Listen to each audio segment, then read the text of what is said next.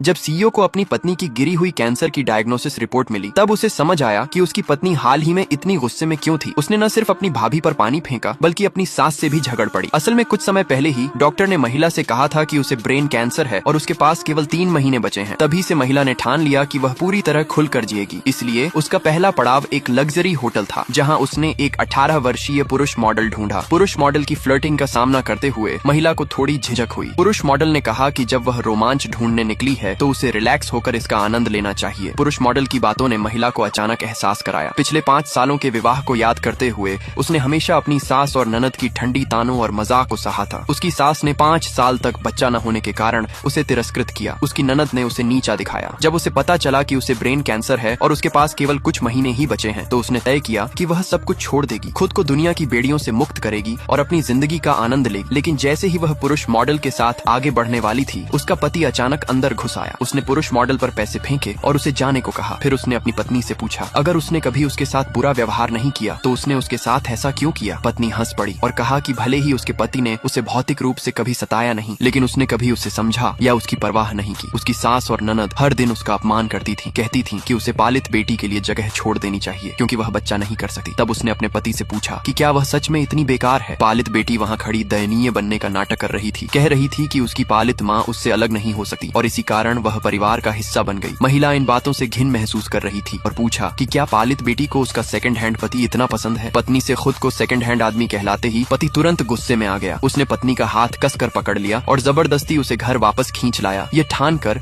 कि अब वह अपनी पत्नी पर नियंत्रण रखेगा। घर आते ही उसकी माँ ने महिला को डांटना शुरू कर दिया। उसकी बहन ने भी व्यंग्यपूर्ण टिप्पणियां की, कहती रही कि महिला नीची है और कुछ समझती नहीं। लेकिन वे नहीं जानते थे कि महिला अब वह पहले जैसी दब्बू नहीं रही। बिना एक शब्द कहे महिला ने अपनी ननद पर पूरा पानी फेंक दिया। पति हस्तक्षेप करने वाला ही था कि महिला तुरंत गुस्से में फट पड़ी और तलाक का प्रस्ताव रख दिया। पालित बेटी खुशी से झूम उठी, लेकिन पति तलाक से सहमत नहीं था। उसने अपनी पत्नी को मनाने की बहुत कोशिश की कि वह तलाक न ले। हालांकि पति के व्यवहार ने पहले ही पत्नी का दिल तोड़ दिया था। वह अब इस परिवार से पूरी तरह घृणा कर चुकी थी। इसीलिए उसने अपना सामान पैक किया और घर छोड़ दिया। अगले दिन महिला की माँ सीईओ के घर गई और अपनी बेटी की सास से अपने बेटे के लिए घर खरीदने के लिए पैसे मांगे, बिना ये जाने कि उसकी बेटी पहले ही राष्ट्रपति से तलाक की प्रक्रिया में है। इससे सीईओ के परिवार को लगा कि महिला को पछतावा है। ननद ने तो महिला को अपमानित करने के लिए फोन भी किया। महिला को ननद का कॉल मिला और वह सब कुछ साफ साफ समझाने के लिए तुरंत घर लौट आई।